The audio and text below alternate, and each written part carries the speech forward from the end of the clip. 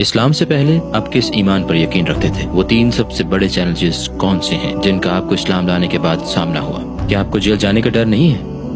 میرے کچھ دوستوں نے مجھے چھوڑ دیا کیونکہ وہ میرا مسلمان ہونا نہیں سمجھ پا رہے تھے۔ وہ ایمان والے نہیں ہیں، لہٰذا ذہنی دباؤ میں انہیں کوئی امید نظر نہیں آتی، کوئی آپ کی مدد نہیں کرتا۔ ایسے میں آپ کو کوئی نہیں ملتا جس پر اعتماد کر سکے۔ ہاں، مجھے نہیں معلوم، میں نہیں دوں گا، میں جواب نہیں دوں گا۔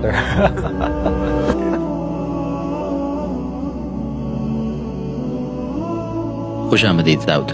مجھے مدعو کرنے پر آپ کا بے حد شکریہ۔ ہم آپ کی کہانی سننا چاہتے ہیں۔ داؤد کون ہے؟ میں کوریا، جنوبی کوریا میں پیدا ہوا اور وہیں پلا بڑھا۔ میرے خیال میں کوئی خاص آدمی نہیں ہوں۔ میں کوریا میں عام لوگوں کی طرح رہ رہا تھا۔ میں نے یونیورسٹی میں موسیقی کی تعلیم حاصل کی اور چند سال پہلے میں نے اسلام قبول کیا، اور شاید میں اب بھی یہ سفر طے کر رہا ہوں۔ کیا اس کی کوئی خاص وجہ ہے کہ آپ نے اپنا نام داؤد منتخب کیا؟ دراصل میں نے اس معاملے میں بہت احتیاط کی ہے۔ جب میں نے اسلام قبول کیا اور اسلام قبول کرنے کا فیصلہ کیا تو میں نے لوگوں سے پوچھا کہ کیا مجھے نام بدل کر عربی نام رکھنا ہوگا یا کچھ اور، لیکن لوگوں نے کہا نہیں، آپ کو اپنا نام بدلنے کی ضرورت نہیں۔ میں پیدائشی کیتھولک ہوں میرے والدین کی وجہ سے، لہٰذا میرے والدین نے میرا کیتھولک نام رکھا جو کہ ڈیوڈ تھا۔ میں نے صرف اس کا تلفظ بدلا ہے، ڈیوڈ سے داؤد۔ ڈیوڈ اور داؤد ایک ہی شخص کے نام ہیں؟ ہاں بالکل، نبی کا نام۔ کیا آپ مستقبل میں کسی مسلمان ملک میں منتقل ہونے کا ارادہ رکھتے ہیں؟ ہاں، میرے خیال میں، کیونکہ کیا وجہ ہے؟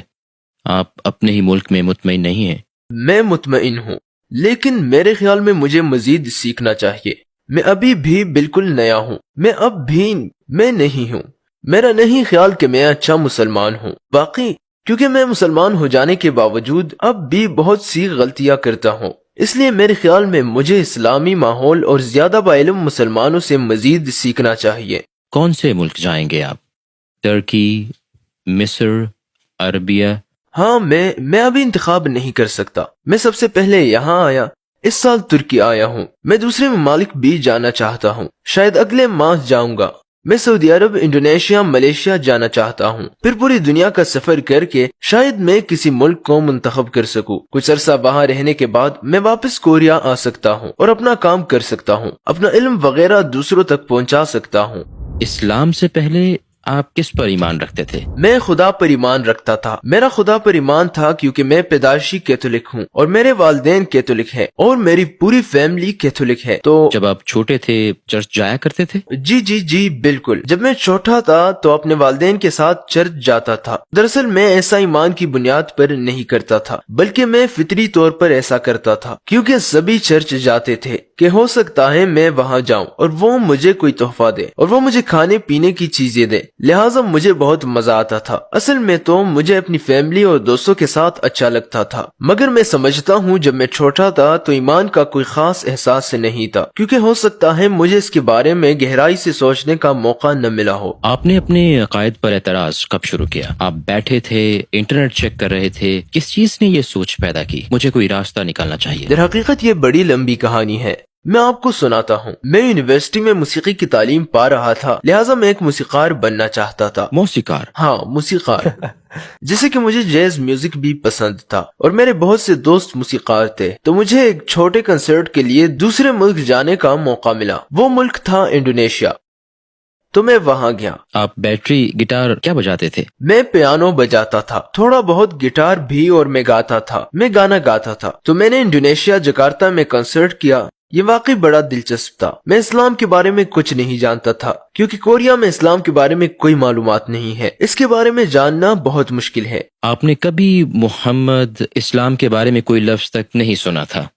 نہیں، لیکن میں صرف جانتا تھا، مجھے نہیں پتا مجھے کہنا چاہیے یا نہیں، لیکن میں صرف دہشت گردوں کے بارے میں جانتا تھا کیونکہ کوریا میں جب میں چھوٹا تھا تو 9/11 ہوا تھا اور یہ کوریا میں بہت بڑی خبر تھی، بہت بڑی خبر، لہٰذا مجھے بھی بڑا دچکا لگا تھا اور وہ اس طرح بات کرتے تھے کہ اسلام ایسا ہے ویسا ہے۔ تو جب میں چھوٹا تھا تو اس وقت یہ سوچتا تھا کہ جیسے اسلام کوئی خطرناک چیز ہے، لیکن جب میں انڈونیشیا آیا میں نے کئی لڑکیوں کو سکارف پہنے دیکھا اور بہت سے سے दाढ़ी वाले लड़कों को जो नमाज पढ़ते थे, तो मुझे बड़ा तजस्सुस हुआ ये इतने मुख्तलिफ क्यों हैं। तो मैंने उनसे पूछा ये सब क्या है, और उन्होंने मुझे जवाब दिया ये इस्लाम है और ये इनके ईमान का हिस्सा है। और दर हकीकत वो बड़े मेहरबान थे और उन्होंने वाकई मेरी बड़ी खातिर मदारत की। वो हमेशा कहते ओ क्या मैं आपकी मदद कर सकता हूँ, मैं आपकी मदद करना चाहता हूँ, मैं आपको इसका हकदार समझता हूँ, मैं आपको ये देना चाहता हूँ, मैं आपको एक तोहफा देना चाहता हूँ। तो जब मैं छोटा था तो मैं ये सोचता था कि जैसे इस्लाम एक खतरनाक चीज है, लेकिन जब मैं इंडोनेशिया आया तो यहाँ लोगों को बिल्कुल मुख्तलिफ पाया। वो इतने मेहरबान, इतने पुरसुकून और हमेशा मुस्कुराते रहते थे और हमेशा दूसरों की मदद करने वाले थे। मुझे लगा ये सब उससे मुख्तलिफ है जो मैं जानता हूँ, ये मुकम्मल तौर पर मुख्तलिफ था। तो पहले तो मुझे इस मजहब से दिलचस्पी महसूस हुई और मैंने इससे बड़ी उम्दा चीजें महसूस की। फिर मैं वापस कोरिया आ गया। असल में तब मेरी सूरत हाल अच्छी नहीं थी, मतलब माली हालत अच्छी नहीं थी और मेरी फैमिली खुशहाल नहीं थी, लिहाजा मुझे मुलाजमत तलाश करनी थी। मौसीकी के काम में ज्यादा कमाई नहीं थी, वो इतना मुस्तहकम जरिया नहीं था, इसलिए मुझे अपनी फैमिली के लिए काम करना था। लेकिन वो मुलाजमत जहनी दबाव का बायस थी, काफी जहनी दबाव का बायस। मुझे चूँकि तख्लीकी काम पसंद था,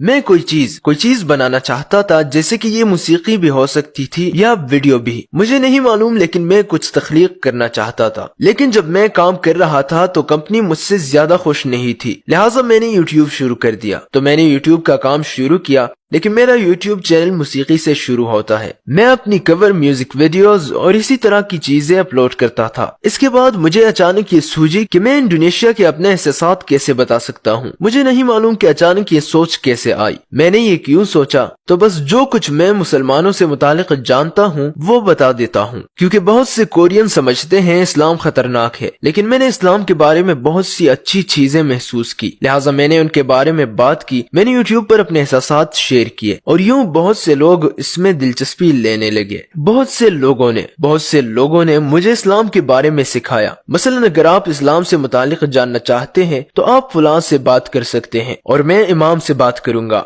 आप कोरिया में कोई मस्जिद देख सकते हैं और आप वहाँ नमाज अदा करना सीख सकते हैं, या आप रमजान में रोजे रखने का तरीका जान सकते हैं। तो मैंने रफ्ता रफ्ता इन पर अमल शुरू कर दिया। मुझे नहीं पता क्यों, लेकिन शायद लगता है जैसे ये सब कुदरती तौर पर मुझसे हो रहा था। मैं मस्जिद जाता था, मस्जिद में नमाज अदा करता था, रमजान में रोजे रखता था और इस दौरान मेरा ईमान थोड़ा बहुत पुख्ता हो गया था, क्योंकि जब मैं मुसलमानों के साथ नमाज पढ़ता था तो मुझे पुरकैफ एहसास मिलता था। ऐसे लगता था गोया कोई मेरी मदद कर रहा है, जैसे कोई मुझे देख रहा है और जैसे कोई मुझे उम्मीद दिलाना चाहता है।